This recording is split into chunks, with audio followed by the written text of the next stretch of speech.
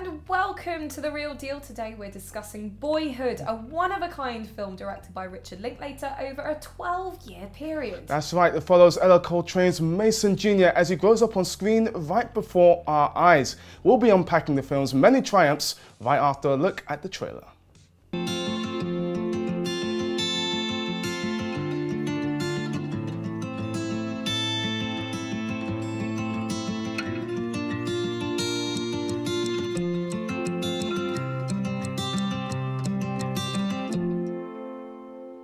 So that is the trailer for Boyhood. Now, I know there's been a lot of excitement about this film. 12 years is a lot of time to invest in a film. I think I like Richard Linklater's work, but I'm a bit dubious about this. Okay.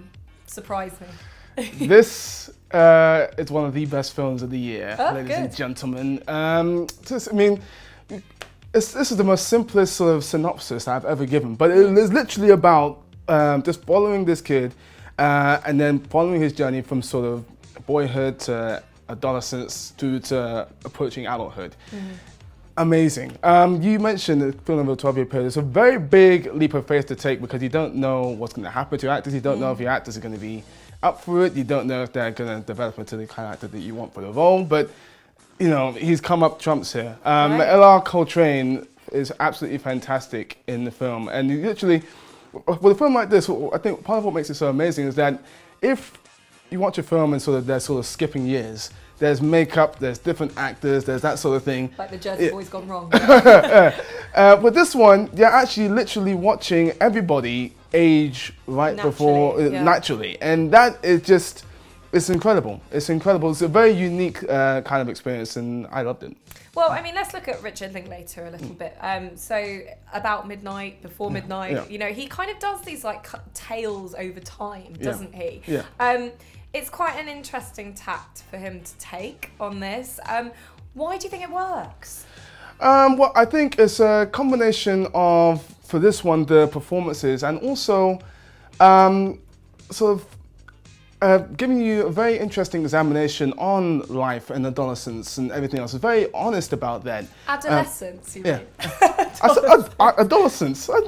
We'll unpack that later. I'm right, I'm sure. Yeah, they do that very well. They're very honest about that too. I love the conversations he sort of has with his father, who's played by Ethan Hawke. I should also mention at this point that the adult performances are just as good as Ellar Coltrane. And Lorelei Linklater, who's Richard Linklater's daughter, she actually has a role as Mason Jr.'s brother, or sister rather, in this. And she is fantastic. There's an opening scene where she does a rendition of a pop song. I'm not going to spoil it for you which is which, but had a lot of people laughing earlier in the film.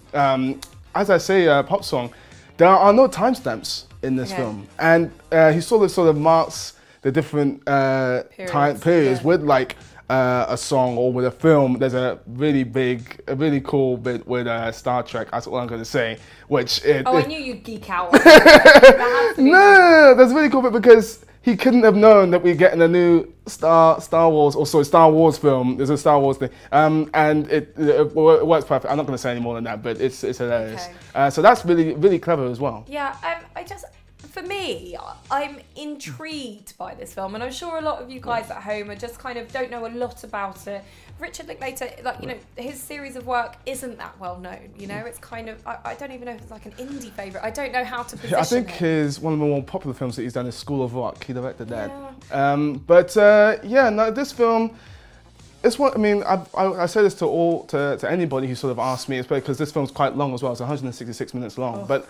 The thing that I always say when it comes to any film is that if it justifies the runtime, I don't mind how long it is. I don't care how long it is. Like, as much as I enjoy Transformers, it does not justify a 165-minute runtime at all. This justifies its runtime. And it's even more incredible because it's looking at life in a very ordinary way, but it finds the profound in that, and it's very... It sounds a bit like a documentary though. You're following someone for 12 years, you know, you're watching them grow up before your eyes. Is this a documentary? I wouldn't call it a documentary, no.